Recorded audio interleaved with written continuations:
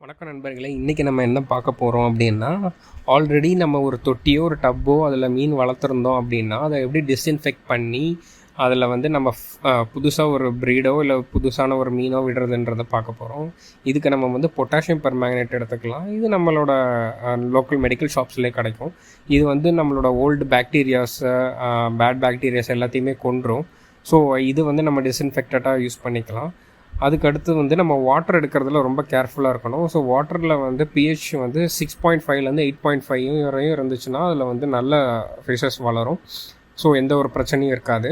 So இதுக்கு வந்து RO water இல்லை கேன் வாட்டர் இல்லை நம்ம போர் வாட்டர் கூட நல்லா இருக்கும் பிஹெச். ஸோ அதை நம்ம எடுத்துகிட்டு அதை நான் பிஹெச்சோட செக் பண்ணிவிட்டு நெக்ஸ்ட்டு நம்ம என்ன பண்ண போகிறோம் அப்படின்னா, நம்ம வந்து டெஸ்ட் ஃபிஷஸ் விடலாம்.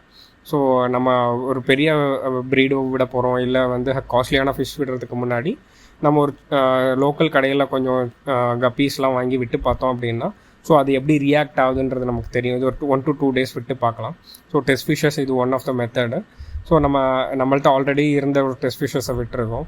ஸோ இது நம்ம விட்டு பார்க்குறனால நமக்கு வந்து ஓகே, நம்மளுக்கு சர்வைவ் ஆகிடுன்ற ஒரு நம்பிக்கை வரும்.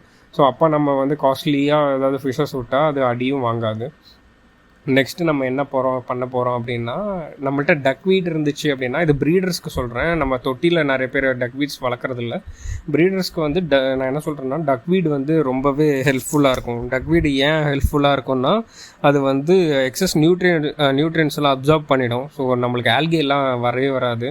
ஆல்கே ரொம்ப கம்மியாகும். அது ரொம்ப ஷேடாகவும் நம்மளுக்கு இருக்கும். வாட்டரோட லெவலை ரொம்ப நல்லா மெயின்டைன் பண்ணும். ஸோ அதுக்கு டக்வீட் ரொம்ப யூஸ்ஃபுல்லாக இருக்கும். ஸோ இப்படி ட்ரை பண்ணி பாருங்கள். வேறு ஒரு வீடியோவில் பார்க்கலாம். பாய்.